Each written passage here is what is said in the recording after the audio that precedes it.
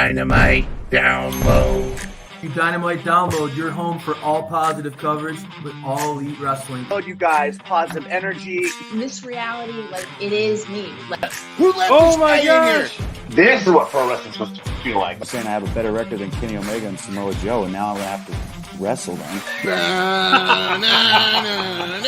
I've never seen someone able to break down like wrestling like he does. I said, Mariah May, she said, who? Because I'm so driven, and I'm so moved to like what I want to do. The versus Brian Keith match. It's awesome. That's so cool. You got like these creepy ass dudes. Oldest ride, longest line. I was like deep diving into like cults. My real story does connect with a lot of people. I never say never about anything. Yeah. Back to do an interview with those guys. You know why? Because they spread positivity about AEW. Welcome to Dynamite Download. Welcome to Dynamite Download. What's up, everybody? How's it going? What's going on? You got the SPD and you got the Mid Runner, apparently. Mind Runner, or formerly known as Mid Runner, formerly known as Mud Runner. Mud Runner.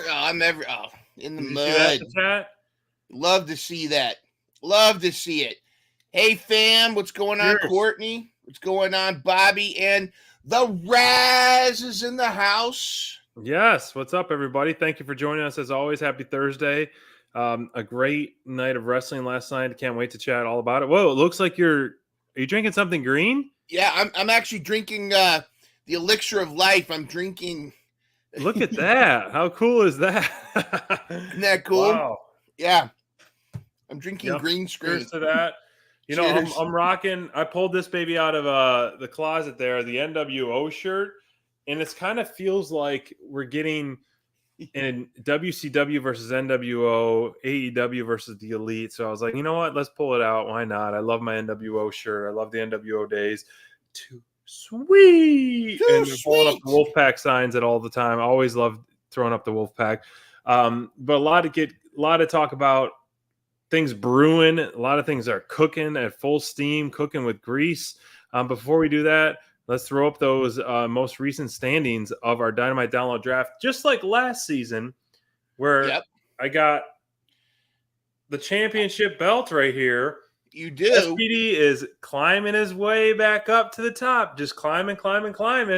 This is the highest ranking he's been so far. So let's talk about it. I really think it's interesting that you're wearing the Wolfpack NWO shirt right now, because I think SPD is thinking he's pulling a Kevin Nash, who obviously traded in his X-Pac for a six-pack. I think is what has happened here. So I don't know if that's props to Big Sexy. He put the Big Sexy in Big Sexy right there. Definitely did. That's totally not a spray on abs or anything. That looks crazy. No, but seriously, that's awesome. And yes, although we didn't have any Rampage or Collision, and we only had 5 matches last night. However, if you look at the rankings, wait a minute. What am I doing? Yeah.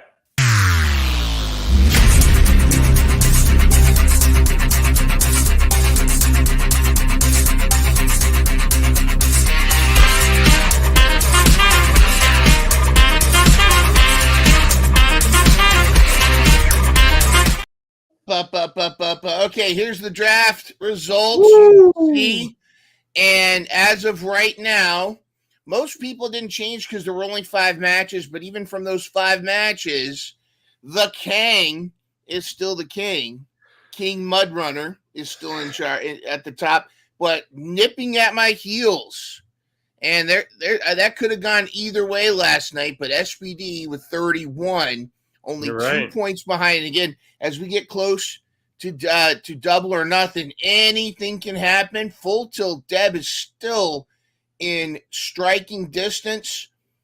Crayfish at 25. Courtney, again, don't sleep on Courtney, because Miss Courtney could easily, just one good week can put Courtney or Brent the Brain, Bobby. I'm not sure about the leftover taker at this point, but anything can happen, as you know. And That's so right. these are our rankings. That's right. I mean, Double or Nothing is starting to shape out the card, which doesn't look too much in SPD's favor. Dynasty was definitely one of those cards where I could have really started to clean up, but I did pretty good. But Double or Nothing, man, I was trying to review the teams and stuff, but Double or Nothing, I'm looking at my number one competition right here, my mid runner. So obviously you got FTR fighting, Young Bucks, Willow. That's about it for now. Yeah. SPD, for now. I'm sure I'll have obviously Okada, Adam Copeland, maybe Jericho will be on there. Hopefully we get the Bang Bang Gang in there. But man, my biggest disappointment has been the UK for me, unfortunately. Well, I'm going to have my Tribal Fruit on there. The Tribal Fruit will get some. He'll at least make the undercard somewhere. I was hoping that would, yes, unfortunately, but I was hoping that would have been kind of a beat down off TV, but quickly they couldn't get enough. It's just like it's a magnet to OC, man. Which I don't necessarily want to start the show that way, but let's look at the card. As you mentioned, 5 matches. It wasn't a wrestling heavy show as AEW typically is. Nope. But it was a very fun, like last week's show, all thanks to the EVPs, all the EVP segments here and there. Brutal main event with the no DQ stipulation added. I love the way they opened the show with the interview from Copeland because I miss those. I was texting you guys. I miss those opens of Collision where they talk, they have a quick 20, 30-second snippet promo of about, two of the matches. They show the heel, the babyface, then boom, cue Saturday nights for fighting. I want those back. I really like those. Yeah. I think it just switches it up and it kind of gets you excited for the whole show. Yes, obviously the intro and the fireworks do that too, but to me, Copeland, man, he delivered a pretty convincing and passionate promo to kick off Dynamite, and that was like, oh, okay, I like this. And then boom, cue the open. So I want them to go back to that personally with Collision because that really was one of those things that separated them away. The first episode of Collision, when they did that, I was like, oh, this is different. You have like the ticking in the background, and it worked. And please go back to that, AEW. I agree. I like that they switch it up because it gives every program, every show a unique feel. Like, it's not like, okay, you can't set your watch to how the intro is going to go down. Sometimes you might need to be there right after Sheldon says Bazinga. You have to get right in there and see what's going to happen because it could be an intro. True. I like sometimes that the first thing is a promo rather than a match sometimes. Not all the time, but I think sometimes it depends on what works, what's going to draw viewership and whatnot. But really, it's viewership, schmoonership. I always poll the audience of the 4 people in the living room with me watching, and we're 80% positive in everything that happens on AEW. The only 20% is our cat Momo, who doesn't care. But it's seriously, yeah. I love the storyline. There's a nice little edge to Adam Copeland, and in fact, Malachi Black had a promo last night that all but said he's lost his edge. That was pretty he was getting pretty close to it. But Adam Copeland, after being sprayed in the face with the mist and the temptations of the House of Black, I think this has been really compelling. Adding that no DQ stipulation really upped the ante for the main event that night because that made that match much more anticipated, and especially you're going to do a no DQ against Brody King. Who? I mean, forget about it. I mean, you might, yeah. I mean, just Brody King is enough. But forget about the rest of the House of Black. Just Brody King is enough, and I thought that was a tremendous setup. And then again, we talk about the match itself. It was very well done, very intense, and I think that I really like the setup with Adam Copeland. I like is he going to kind of give into the dark side? Is he going to kind of go back to the Brood? As I mentioned last week, I was like, yeah, like it's kind of the Brood-esque feel, but this is one of those where both of this faction and Copeland and whoever comes and helps them, whether it be at the Dynasty Trios, the Rated R Chicken group, I really think everyone looks stronger no matter the outcome so far. Yeah. I mean, this is one of those, House of Black has been featured very significant a lot of times, former trios champs, in title pictures. And so even though they do take frequent losses more often than they should, in my opinion, they still look very, very strong, and I think that's the same. You could say the same thing about the Top Flight Action Andretti group. They haven't had a trios win in a while. However, anytime they're in the ring, you're like, they could win. They got it. They got almost everything. They just got one more little piece that they need to put together to start ringing up some wins. And this is one of those feuds, and the Cope Open has been working so well, and I think it's such a pivotal part of AEW that as much as Black is 100% a TNT champion caliber performer, I don't think you should take away any steam. This is, talking SPD team member aside, steam from the Cope Open, because there's so much more meat on the bones that is available for this Cope Open. Not to say that House of Black and or Malachi would not do something maybe similar, the House of Black Open or whatever it may be. They have the House Rules thing. Yeah, House Rules things, which would be very compelling. Maybe you can have a rematch somewhere down the line, but I think you really all signs lead to Malachi versus Adam Copeland at Double or Nothing. But I really like what he's doing. I think it's kind of like a core piece of AEW every single week, whether it be on Dynamite, Rampage, or Collision. And you need that. You need that. I hate to keep coming back to that, but it's such a pivotal person in AEW. You need that Cody Rhodes-esque style person. That Copeland is filling that void right now, and keep it going. Orange Cassidy is in kind of that hometown AEW. Oh, come on, favorite and all that, and delivers what he needs to deliver every single week. Copeland is, gives you that more edgy, more top-notch, more main event feel at all times, in my opinion. And I think AEW is really doing great work with him. And at his age of his career, man, the guy is hitting home run after home run, and props to him. I agree 100%. I have nothing wrong with your comparison to Cody Rhodes, because wow, did I just do a little lisp when I said Cody Rhodes? I didn't mean that on purpose. But Adam Copeland is that guy. And what's great about him is he is that pivotal person to have when he's in that spot of the Cope Open. Now, I think, Malachi could do that too. But look at what it's done. Like, Bobby in the chat brings up a great thing too. Kyle O'Reilly's going to be a great opponent for Adam Copeland. That whole storyline where Kyle O'Reilly had his back, but then he shot his shot. He said, "Hey, I had your back now. Give me that title shot." I love it because we've successfully broken Kyle O'Reilly away from the Roderick Strong and Adam Cole stuff. We can always circle back to that another time. But Kyle O'Reilly now can kind of go on his own path. I think Kyle O'Reilly's going to dethrone Adam Copeland. I don't think so at this point, but I do think that continues.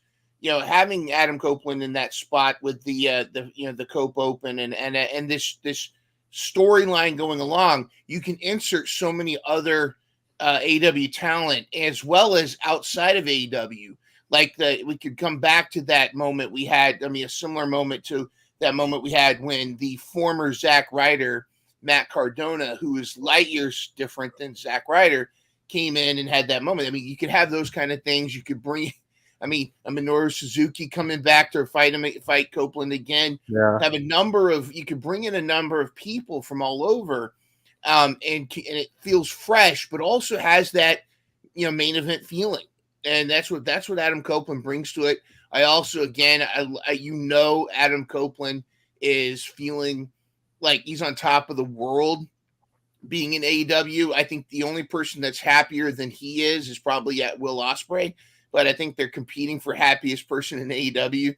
But I think this is great. Could Malachi Black end up with the TNT title after at Double or Nothing? It's a possibility, because but that's what I love about these kind of storylines is what is Adam Copeland what is he thinking? What's going on? It's very compelling, and this is the kind of stuff that makes AEW great. I think this is as you're talking, I was kind of spitballing in my mind. I'm like, next, obviously you want to enjoy the present, enjoy the ride and all that. It's not always about the destination. It's about the journey to the destination. And this is one of those, like, I'm enjoying the journey. I don't want to see an end to this at the moment. However, like, I'm just like spitballing, and I can't believe I'm even going to say this. After this House of Black feud, I mean, I'm just desperate for the UK to do something. Feud with Copeland in the UK. And if Adam Cole is actually going to get his ass back in the ring, that could be someone who could cheat his way to victory. Yeah. And then you could see something really crazy with MJF coming back and Adam Copeland and MJF kind of teaming up to take down the UK in some form. If you want to bring MJF back as that red hot babyface as he left with his unfinished business. That's just kind of spitballing fantasy booking down the line. I don't know. What do you think of that? Like, off the cuff booking where Adam Copeland, I mean, there's meat on the bones there where like Wardlow's like, I'm a former TNT champion. No, I want this. This is my opportunity. And then Adam Cole and Wardlow are butting heads more and more and more because they want to have that opportunity to face him. But Adam Cole's like, no, I want this opportunity. And Wardlow's like, I'm the former champ. We saw Dynasty, what we saw. Yeah. I don't know. This is one of those kind of like bite your lip, like, what the heck is going on with the UK? Because they were such a pivotal part of what happened at Dynasty. Obviously, Adam Cole walking to the ring and the stare down with Wardlow. I know Wardlow got in a car accident, so he's still recovering. However, like, that's big news. Adam Cole being able to walk to the ring and Adam Cole back on his 2 feet, per se, that's big news. And we haven't seen a peep from him, not even a promo. I think this whole Undisputed Kingdom is snake bitten. And I hate to say it because I think there was a lot of storyline they had planned, mapped out, probably up to Double or Nothing, that involved Adam Cole and probably involved Wardlow too. But I think when Adam Cole broke his foot, that really threw off a lot of things because it looked like there was a lot of things connected. Now the Kingdom they're back on Ring of Honor television defending their tag titles as they should, and I think that's great. And I do like them coming out with Roderick Strong and coming out and being part of being his entourage. But I think that I think right now anything involving Adam Cole and Wardlow that doesn't involve the world title, I think is gonna be it's lesser than the buildup it had before, because it's kind of like when you have a world title match and you lose and then suddenly you go after the Intercontinental title. It's kind of like you need to be gone for a while before you show up for that again. And I think that, and the same with MJF. I think with MJF, you hold him away and bring him back as a future opponent for Swerve. Wow, you put him, you put him in a Swerve versus MJF, or you have that Swerve versus Will Ospreay moment at All In. You have that moment, and then MJF come back after All In. I don't know. I just think that those are all great ideas, but with their status being questionable and they're not around, I think we can play with the figures you have in your box, not on the wall. You know what I mean? It's like it's like there's plenty of talent that's healthy, ready to go, and ready for TV that could continue to provide some very compelling stories. Kyle O'Reilly's. I love Deb's idea about Willow. I want that Willow versus TNT versus TBS. How about that for Battle of the Belts? Just one time only. Have Adam Copeland versus Willow. But there's so many directions you can go with this. I don't know what they're doing. and I just hope that they stay creative with it. And like I said, and that's the thing about AEW is just when you think things are starting to tank and go south, you can reinvent yourself. That's right. And that's a good segue, because I had this queued up because we didn't get to talk about the learning tree himself, Chris Jericho, last week, waving to the crowd all cheesy with Big Bill. And I'm hoping that he's starting to recruit more and more people. But man, as much as I wasn't really a fan of when we had our preview show, we made some bold predictions. We were talking it through, which I kind of convinced both you and Crayfish to pick Jericho to win after I was going on the rants and all that. And I don't know if you already kind of were thinking that, but how more important it would have been is for him to win. And I think that since Dynasty was such a pivotal point for him with this, it was a make or break gimmick point. And I think it's really working. And Big Bill so far, I would love for them to add another person. I think the promo afterwards was fantastic.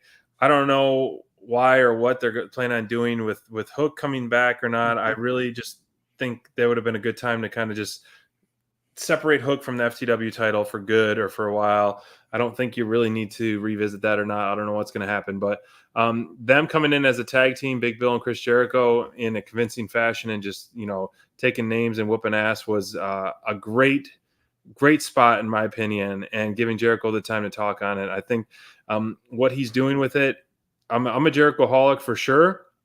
So what he's doing with all this, I think it still needs to kind of simmer and marinate some more. However, it's not one of those moments where I'm dreading watching. I'm excited to see where it takes with Jericho and what he's doing, because the cheesy smile and the over the top stuff, I'm all here for it.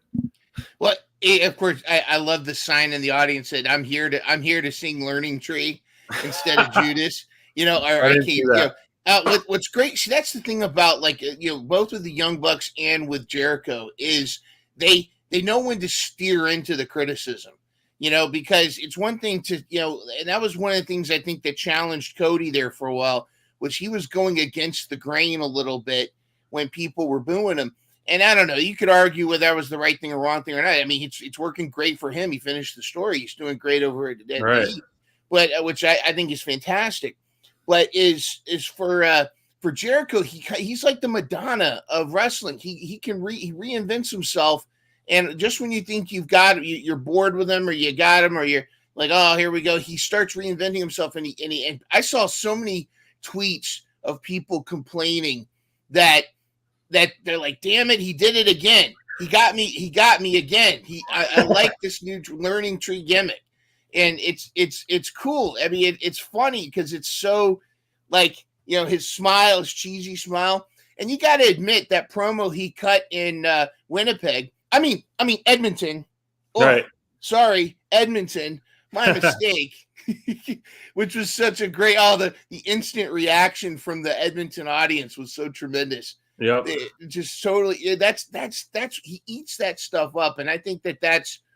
I love it. I love that Big Bill is getting some front and center, some front and center time as well. So this is all good. All good. Everything is great about it, and I just think that this is my only complaint is, and I guess there's more of a you want to be sacred to history, but I would have loved for Jericho to change the front of the FTW belt, not just a sticker, but put his face on it, like a face on a tree going like this. Just to me, I think would have been just even more. Man, no, maybe there's time for that. As far as Hook, yes, what's your take on that? Okay, I think it's time. I think that this needs to be Hook's bar mitzvah in a way, or whatever. This needs to be his cut the cord from the He needs to leave the FTW title behind and start being taken. He needs to be in a different picture, whether it's the international title, the Continental Breakfast title. He needs to be you could start a Hook versus Okada feud, and that would be tremendous. Right. We're going to talk about the announcement later, but I think it would have. I understand why they chose him, but I think it would have been more compelling if Hook was one of the four people for the Anarchy in the Arena. I think you would have gotten an interesting pop if all of a sudden you heard the chairman's lament and the Hook signal goes up and he becomes one of those four. Because then he would actually have been able to. He would have been able to. That would have been like his graduation. He would now be seen standing next to FTR and either Eddie Kingston or Danielson. It would have been an interesting push for sure. However, like Eddie and Danielson are definitely Team AEW and are definitely more elite level on the elite's level. So having Hook, I think, would have been a point where, okay, they think they're going to push him even more. Yeah. But that wouldn't have been definitely in my top 10 people to pick. You make a good point. But if they were to go in with that and try to push him with that, then okay. But if they just have him in there to do the job and to take the pin or whatever it may be, then it's like, what the heck, But would you agree though? It's kind of time to move on from the 100%. He needs. I think this would have been a perfect time. I don't think you need to let Jericho have his run. Hook needs to set his ways. Like, what more story do you need to tell there? I would rather already beat him a few times, and Jericho beat him. So I would rather bring another younger talent up to join the learning tree, and then turn on Jericho, and that be the new feud for Jericho and this new talent, another talent, not a brand new talent, but somebody that hasn't gotten. You could get a Daniel Garcia, or I guess he's kind of done that. Somebody to kind of go up against Jericho, but I think somebody besides Hook at this point. You think Sammy's going to join the learning tree since Sammy's been next to him at all feuds? I don't know what that's another what's going on with Sammy. What's going on with some of these people, because it's not all injuries, right? And I don't know. Even now Ricky Starks said he's not injured. So now there's your story. If you're gonna bring Ricky Starks back into the mix, how about Ricky Starks going like, hey, you took Big Bill away from me. There's your Ricky Starks versus Jericho. But then you circle back to him getting the FTW title, and then it's kind of like rinse and repeat because he had it before. First off, before we move on to the next segment, I think the FTW title, as I mentioned in our previous show, would have been a great time to kind of just get it off TV and move on with that. Because less is more, in my opinion, with titles in AEW at the moment. Same with the trios. Like, they have the trios belt plus the scissor belt plus the Ring of Honor. It's like, just simplify it. Like, you don't need 3 belts rocking around. As cool as it seems, it's like more novelty pieces, but it doesn't make it that much more cool to me. I think you have the trios belts and that's it, period. Move on. Maybe when they lose them, then it's finally like, okay, then they'll just literally have one belt, but who knows? But I want to talk about this one before we dive into your hot take afterwards. But the main event of Double or Nothing, Christian Cage, Swerve Strickland going face to face after last week's beatdown and removal of one of Swerve's dreads, which was pretty brutal as well. They almost went face to face. They're supposed to go face to face, but Christian wimped out and strategically had someone turn on Swerve. Man, I didn't.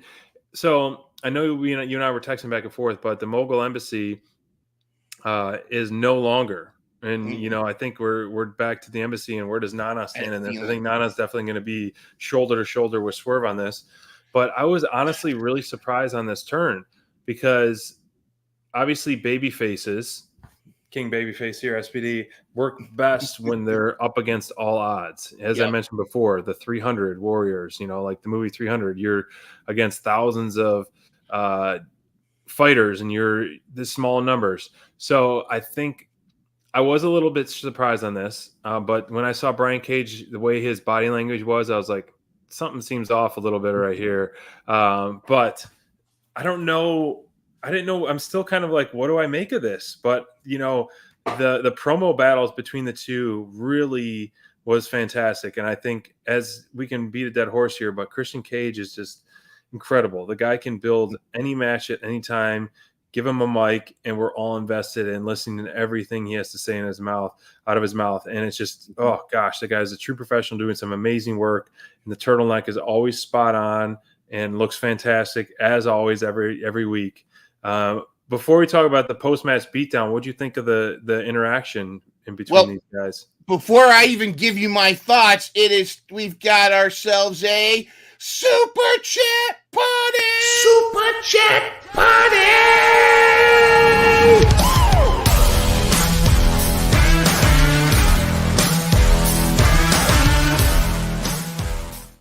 And I actually think we need to come up with something even bigger for the new members. But Brent the Brain Ross has joined the DD Club, the DD gang. He is in the Dynamite Club. Welcome aboard. The Dynamite Download Club, the DDC. Excellent. Welcome aboard. Cheers. Woo! Welcome, bud. Absolutely. And I'm with the leftover take here, Brian, because when I saw where Brian Cage was standing, that was like the old, Seth Rollins, Samoa Joe, and they were whenever someone's standing behind the main guy, something's up. And I was thinking about that. It's like, why hasn't the Mogul Embassy come out to even the score with the patriarchy? And they're standing back there, and I was watching. I'm like, I had a bad feeling. I said, I got a bad feeling about this.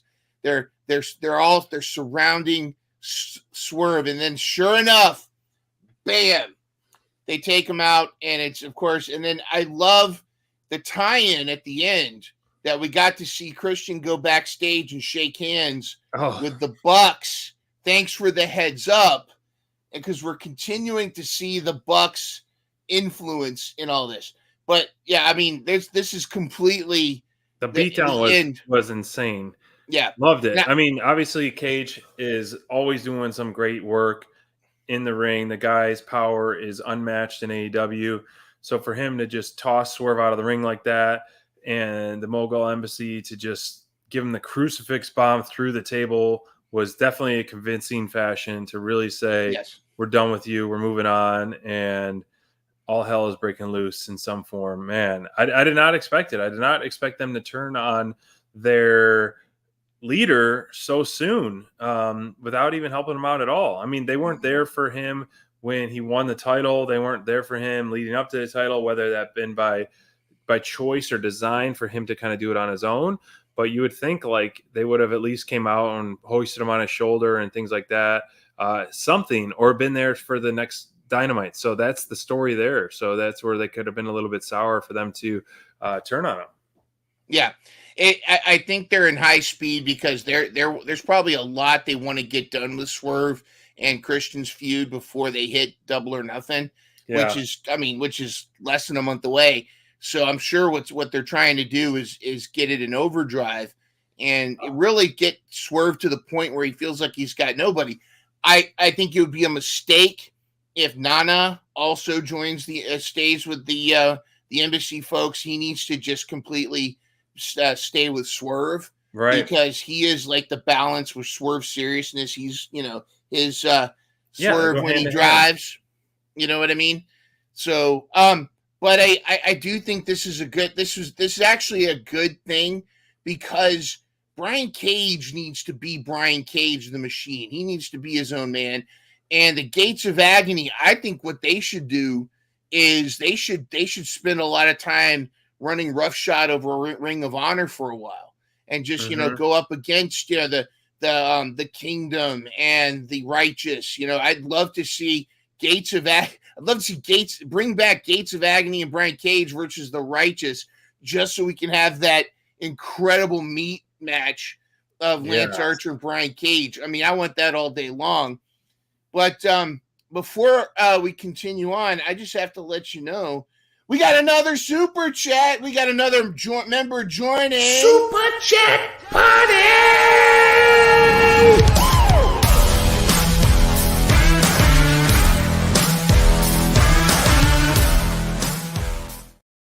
Dynamite down.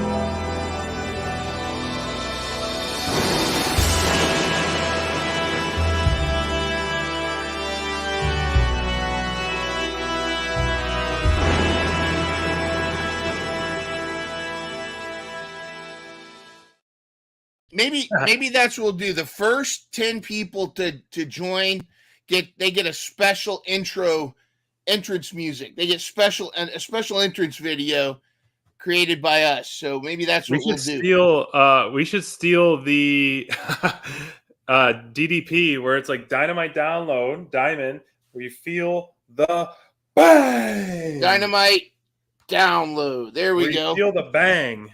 Bang. Feel Right. the Super Chat Party.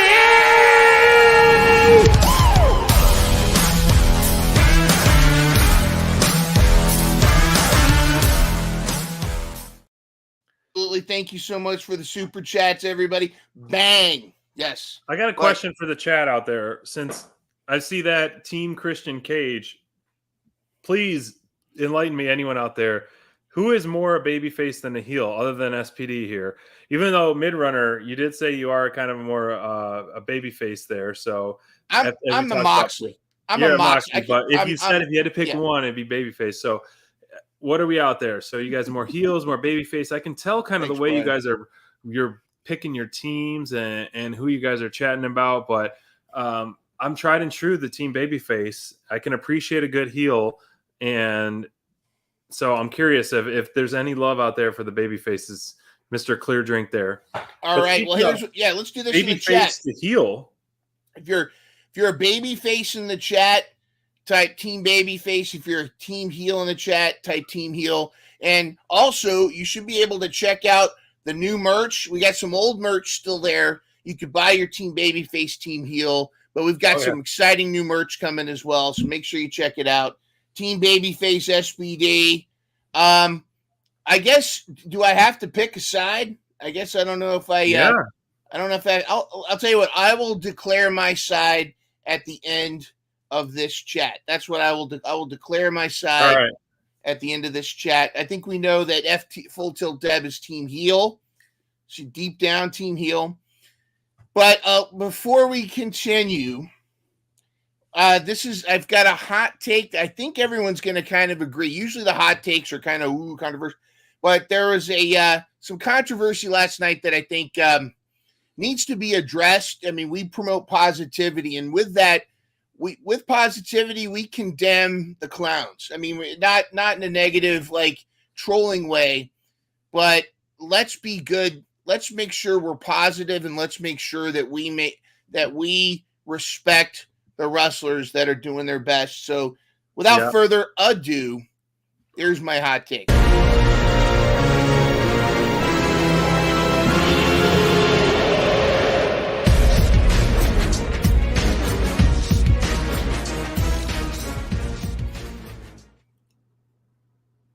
Okay.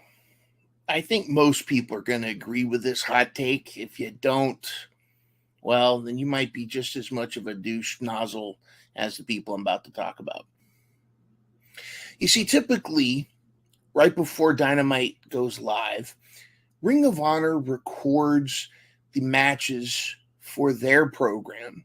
And last night in Edmonton was no different. Sky Blue was involved in one of these matches when some rather intoxicated gentlemen in the front row, I dare call them gentlemen, more like douche nozzles, were being beyond rude to Sky Blue, insulting her body, shaming her, harassing her, just being the worst kind of ugly.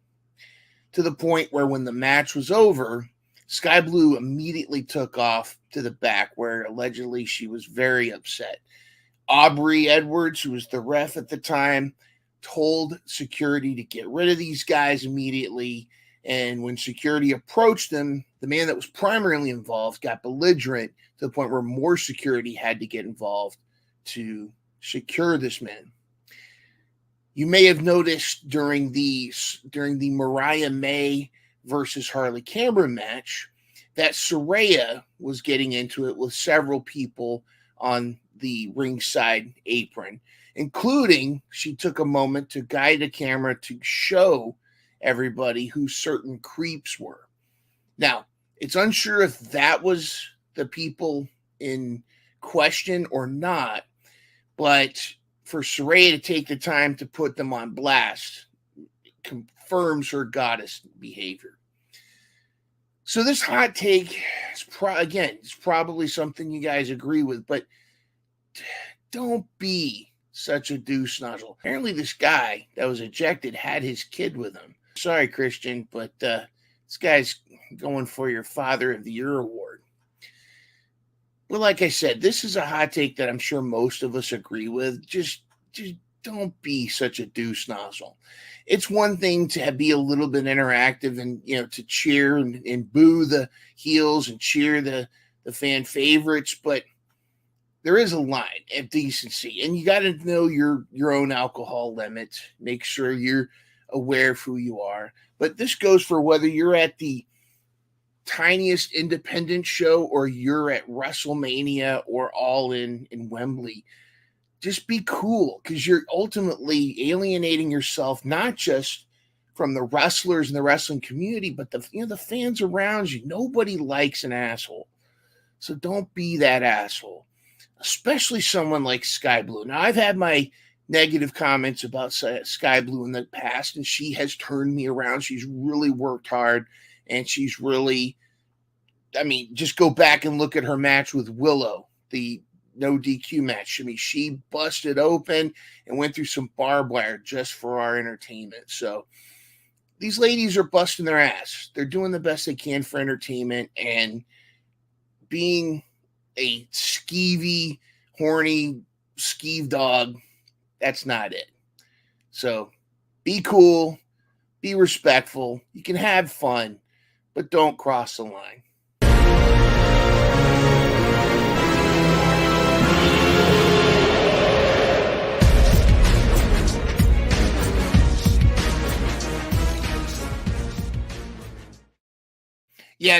Not so much a hot take, but just something that I think needed to be said. So, very well said, and agree with what you definitely say about that. And for sure, there's no room. The core values of DD or Dynamite the core values of Dynamite Download are uplifting the community and supporting each other and seeing the light in all of the darkness and just, appreciating a product that we all love. If you're at a show in the front row, you paid a pretty penny to be there. No doubt about it, no matter what show it is, whether it be a Dynamite or Rampage or anything like that. So obviously, you either paid because you're a fan or you just have money because you're just disposable income and you're just one of those rich, snooty a-holes, whatever it may be. But to be honest, completely, Saraya, when I saw her trolling the crowd, I just thought that was just her doing a great job of what she does ringside. And she was doing that in different elements. Hearing you say this is the first that I've heard of what happened and things like that. That being said, because I don't, I go through Twitter and social media and stay plugged in, but I guess I didn't dig deep or didn't see this story. None of this came about me. So this is the first that I've been hearing of this. So it's an unfortunate thing that is, I guess, seems to me, according to you, being spotlight online, where I haven't seen much about it. So it's a bummer for sure. Yeah. And it's one of those things where, this could happen in any arena where you just get that drunk, jerk or something. But I don't even, alcohol, schmalcohol, even at that point, there's a point where you should just realize that you've crossed the line. And they had to. Sky Blue doesn't strike me as somebody that has a very thin skin, so they had to really get really mean to really make her feel that, according to sources. And again, this is all happened last night. You hear from this, that, the other thing. But I think one thing we can all agree on too is even if whether it's the women or not, but definitely it seems to happen a lot more with the women. That the creeps get out there, and it just really. It spoils it for everybody else, especially when you have your kid. I remember one of my one of my first interactions with a female wrestler.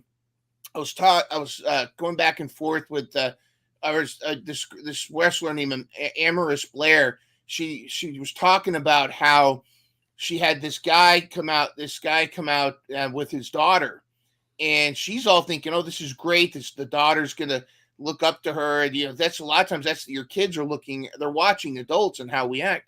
And then he said, he made the comment to her, hey, maybe later you can put me in some of those moves.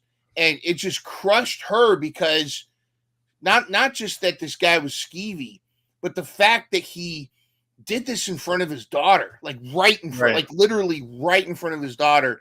That's like the so it's such a disappointment to wrestling fans, and it just takes us back. And again, there's zero tolerance for that kind of stuff. They're ruining it for everybody else, and I really hope Sky Blue feels the love that she has from everybody else. Especially as the killer matches she's been putting on lately. I mean, look how far but even if she was terrible in the ring, nobody deserves what happened, what was said to her that night. Yeah, we could talk off air more about this, but it's one of those things as well. Like, as I keep reiterating, it's hard because negativity online gets so many clicks, and for us to stay true to what we've been doing for 3 years now, plus it's like it's showing and people are noticing for sure. But it's as much as if we can provide as much light as possible in a dark realm of social media, we're going to continue to do that, and that's what we do here at Dynamite Download. So we're happy to do so. That being said, we'll move on from that, and we'll talk about the women's match of the night. And so Mariah May versus Harley Cameron going toe-to-toe in the ring. As you've really honed on the last few weeks about Mariah May, Team SPD, might I say, Mariah May is definitely starting to be one of the backbones of the women's division, and rightfully so, because she can go in the ring. She's fantastic with her character work, her facials, her in-ring stuff. She held this match together completely. She was definitely the ring general of this and dominated the match both on defense and on offense. And Harley Cameron, for her debut match, I think she was paired up with the perfect person, because with the seasoned vet in Mariah May, she really showed us you're only as good as like your opponent, like as we say, like iron sharpens iron. Like if you can do so much to save a match if someone's, let's say, not up to your caliber, but also like you got to be able to tell the story together. And so this is one of those, like, yes, you can tell Harley is not as experienced as Mariah, but she showed up. She held her own. She had a great outing, and the pairing with Saraya, especially ringside, is working really well. So Mariah May is one of those in the women's division who is a true total package, and I'm excited to see what's going to happen moving forward as we talk about the potential of her and Tony splitting up and things like that. And so it's been a lot of fun to watch this. So what do you think of this match? I loved it, and for the very reasons you just said, because I am a huge Harley Cameron fan. I was a fan when she was joining the QTV. And oh gosh, it was so great. Her personality is good. She's a great addition to Saraya. So I just think the Outcast, they need a muscle, and I think Camille Brickhouse would be great, but they need a muscle person to join them. But Harley Cameron's character, this crazy, just out there, like you don't know if she's just going to choke somebody, kind of mentality. And and like you said, Mariah May could be, I don't mean in moves, but I mean comparatively, she's kind of the top tier. I think she's probably one of the best all-around wrestlers in the AEW women's division, because of her physical ability in the ring, her ability to work with a lot of people, her facial expressions, the way she tells a story, her backstage, her promos. She's a likable person, likable wrestler. And Harley Cameron, again, I didn't have high expectations for her wrestling ability, and she surpassed my low expectations, which is all she had to do. Harley Cameron just needed to show up and be Harley Cameron, and she actually was much better than I was even expecting. But she didn't even have to do much because, like you said, Mariah May was able to balance that out. But as far as the storyline and everything, I thought this was tremendous. And again, Harley didn't have to do a whole lot of moves to be Harley. The beating her on, sitting on top of her, beating her and doing all this crazy stuff, and also Saraya's shenanigans outside the ring. And like we said, aside from the hot take, that's another thing that Saraya is great at, is interacting with the fans at the side. You know, she was able to interact and get a lot of fan back and forth with some folks. And I think that's a good pairing. I think this match was great. As far as what you said about, you know, it takes two to wrestle, you're right. You know, I think that I was going to push back a little bit because like Will Ospreay and a lot of those folks, when they wrestle the dummy, you know, the Yuki Omo. However, here's the thing. What you said is true, because you could have an opponent that has a net negative against you. Right. You know, you could have somebody that actually makes the match worse than wrestling a dummy. Harley Cameron was fantastic, and it was for compared to my expectations. I love her character. I think Mariah May is at this young age, having her in AEW is tremendous. I mean, at some point she's going to get the title. I thought this was great all around. It was a great showing for the women's match. My only other thing is, I think it's time to get some women's tag titles, because we need to showcase more of the women's division. As much as I know Mariah is like a staple in the ring or in the women's division, I know she's on Team SPD, so I'm always rooting for people on Team SPD extra. But there was a point where I was like, Harley could steal a win here. They could book her where she's strong, which I wouldn't like, because for the longest time Mariah was undefeated in AEW, and that was a great streak to have. And now I think she's 7-3 now, 8-3 with the record that I saw that popped up. So I want her to get on another winning streak moving forward.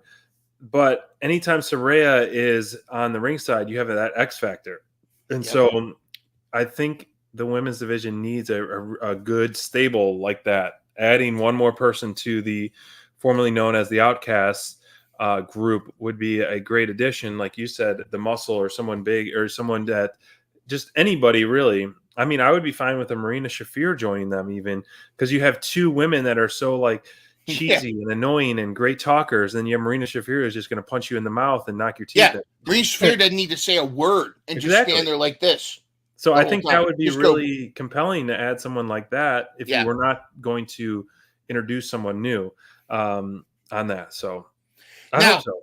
I will say this: the only other solution that we could have for that is if somebody delivered a super sticker for a super chat party.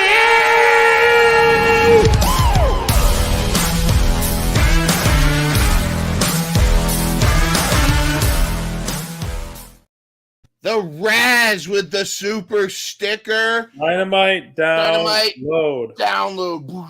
Bang. I'll talk to you out there about something. Download, we'll figure something. Bang. This is kind of a symbol of something that I've seen that's R-rated superstar. Whoa, wow. Oh, look at your dirty mind, SBD. Dynamite. This is a family show. Dynamite. Download. There you go. All right, well, this is a family show, SPD. I don't know where you're getting that from.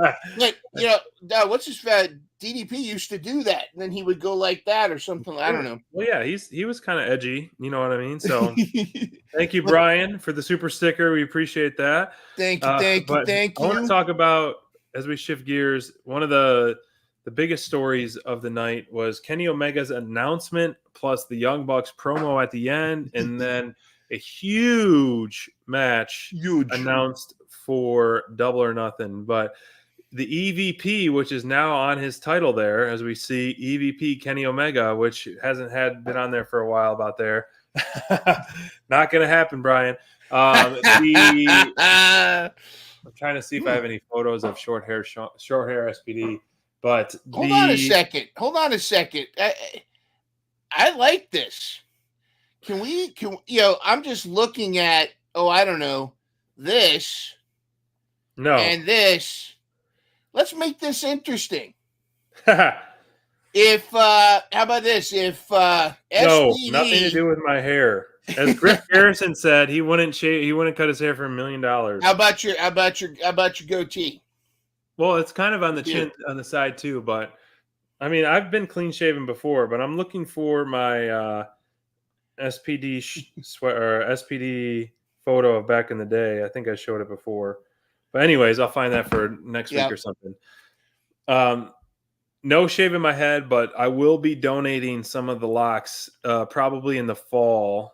I'll probably get down to maybe like here or something like that. Donating some locks to kids with cancer there. So nice. I'm going to keep growing it out so I can get a nice big donation for that. So stay tuned for that. But I'm going to grow it out all summer, keep growing it for a while, and then we'll go from there. I haven't had long hair. It all started in the pandemic, started growing it, and then I fell in love with it, and I liked it, and the wifey likes it. So it would be weird cutting it, but I did have really short hair for the longest time. I got all these photos on my wall here. So I've had many different hairstyles: mohawks, faux hawks, long hair, medium, the works. Yeah, so I get it.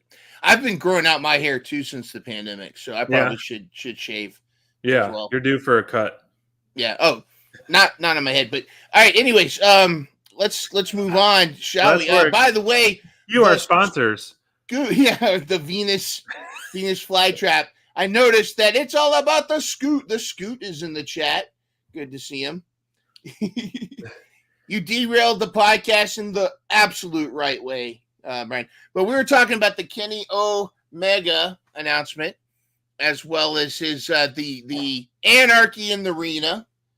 I think this is tremendous. I've kind of tipped my hat, but I think you've maybe come around on Hook not being part of this. I know there's I'm one of the rare people that I'm kind of mid on Bryan Danielson as the wrestler. I love the guy as a person. I think behind the scenes, the guy is a saint.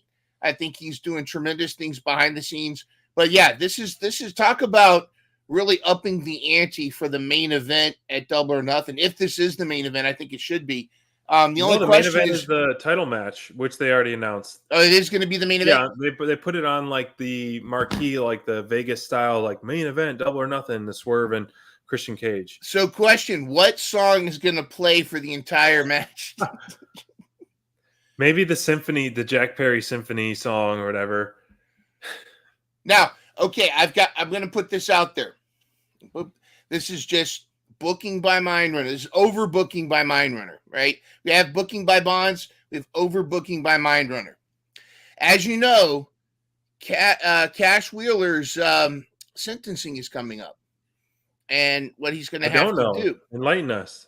Well, his I believe his sentencing is coming up with that violation where he got out of the car.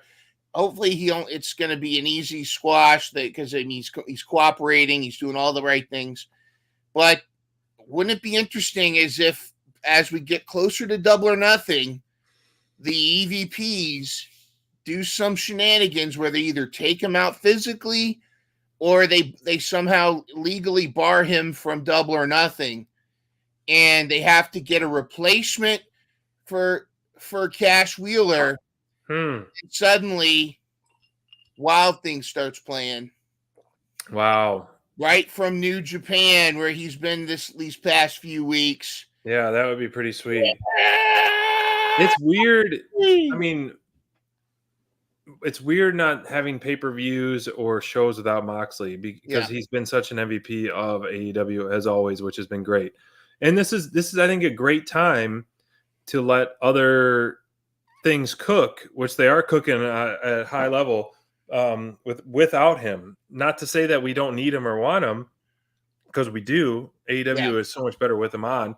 I was kind of hoping for this to maybe, as excited as I am that this is announced, I was almost hoping for more of it to be drawn out. Like, have the fourth member be announced the day of. Like, you have Hangman's his thing hit, or have Danielson's music hit, or Kingston's, because he's so over, have Kingston's music hit. One of those guys be kind of the wild card, play into the Double or Nothing, the Vegas. We have a wild card coming into our match. Yeah, it'd be more a little surprised Danielson was cleared and he's back in the ring, which is great. I'm loving all that, but I think it would have been more suspense. I mean, I'm a mark for surprises. I'm a mark for debuts. I'm a mark for all that. I think it helps us as fans to really, pop. It's a pop is fun, because I was there for All In 2021 when Danielson and Cole debuted, and it was wild. It was wild. So this match, though, we're not going to talk our preview show, but this is great, man. I mean, Team AEW versus the Elite, Anarchy in the Arena. The first one, it was just kind of like, what the heck is going on? It's like one of those, it's like an accident. It's like you want to look away, but you can't look away, but you're like, this is awesome. And so I think this is the third one now. Let's see if Eddie Kingston comes down to the ring all bloody with a can of gasoline or not. Yeah. He needs to come, like Snoop said, get fueled by Metallica. He come out with a fuel truck. I think this is going to be great. I mean, every one of these guys that are involved are pure professionals, and I think they're really going to put on a show for this. And I can't wait for it. As crazy as and hectic as arena matches or blood and guts and things of those can get a little out of hand sometimes, I think Anarchy in the Arena is just going to be one of those memorable matches of the night for sure. Yeah. Excellent. I'm excited for it. I think you're right, which is kind of why I'm thinking that one of the four isn't going to make it to Double or Nothing. Really? Okay.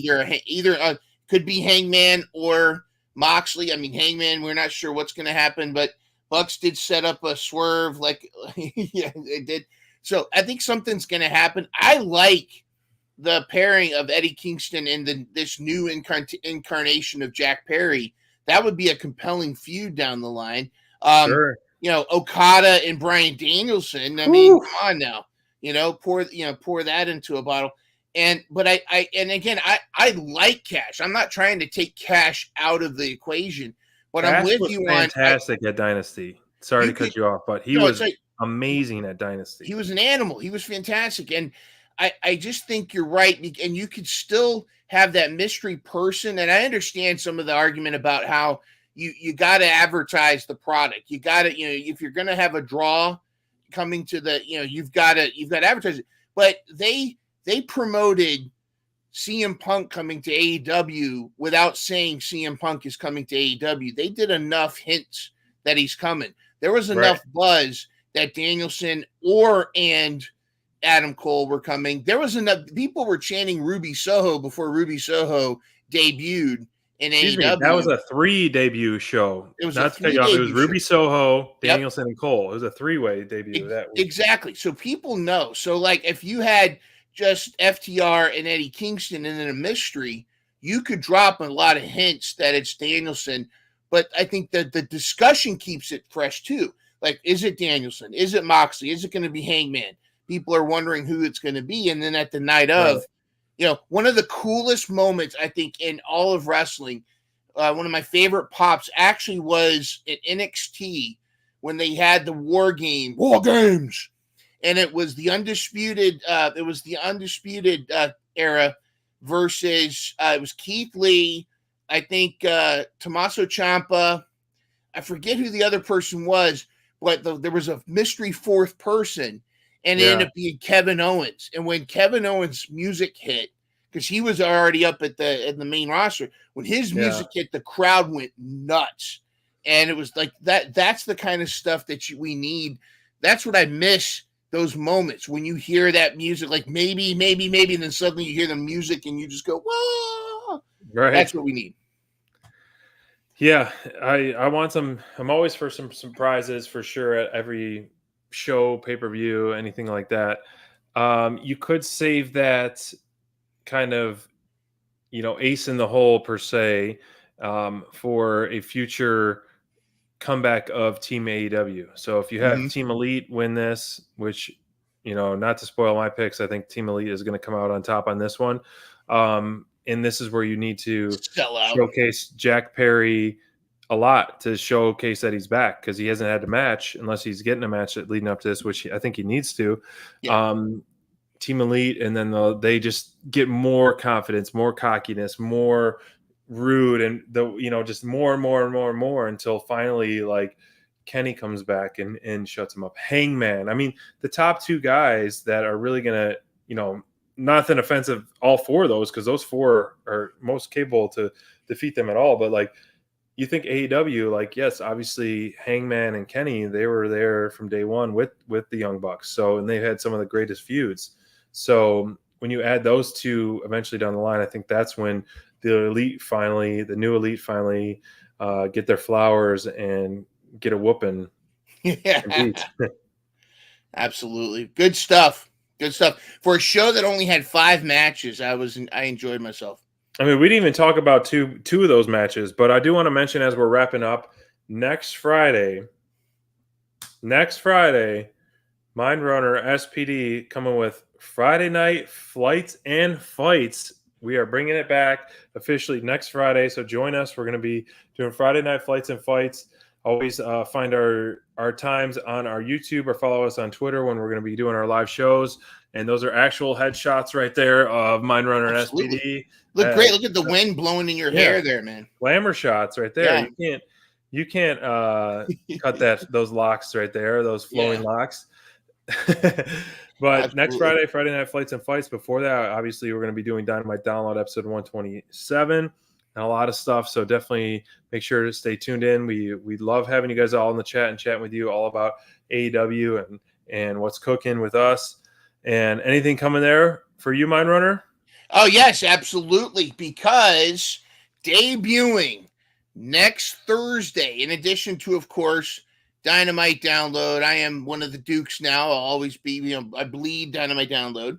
And as we get closer, we're having a fantastic partnership with Mission Pro Wrestling, with the Leftover Taker and Thunder Rosa's promotion in San Antonio. Fantastic, uplifting women's wrestling. But my hot take kind of was also a sign that we need more positive, uplifting media and programming to promote women's wrestling. Women's wrestling has come so far since the bra and panty matches of the Attitude Era and long before that. So, and they still, to this day, I mean, that last night's hooligans, those clowns were a great example of still to this day, women's wrestling not getting the credit it deserves, which is crazy after what Sky Blue and Willow did at Rampage last week. So, partnering with Mission Pro Wrestling, I will be hosting on the Mission Pro channel. I will be hosting Mission Pro Spotlight. I will actually have you'll reveal my co-host. It may be a few different co-hosts coming on at different times, but the focus of Mission Pro Spotlight is to, one, continue the mission of Mission Pro to lift women's wrestling all over the world, from the tiniest little indie show to WWE and AEW, Mission Pro, TNA, all around the globe. I will be hosting a show that focuses on that, as well as spotlighting a superstar as our Woman Warrior of the Week. We're going to spotlight and interview a specific female wrestler, and you never know who it's going to be. It might be a rising up and coming star, might be a grizzled veteran. It might be somebody that's a current AEW or WWE champion. You never know who's going to pop on. So, and the exciting part is our first show is going to debut a week from tonight at 7:30 Eastern, 6:30 Central, and it's going to roll. It's going to debut right before Dynamite Download. So you're going to get 2 epic shows starring yours truly, Mind Runner and Mid Runner. So just before you get your dose of Dynamite Download, you got your Mission Pro Spotlight. Hope to see everybody there. It's going to be awesome, and I'm excited about this. It's going to be great. Well, sounds great. Can't wait to have you guys on both shows if you love wrestling and love chatting with us on Thursday nights. So you know where to find us. Thank you, everyone, for joining us, becoming members, super chat parties, and great seeing you all. So hopefully see you all on Thursday and Friday of next week as we are on the road to Double or Nothing, baby. Woo!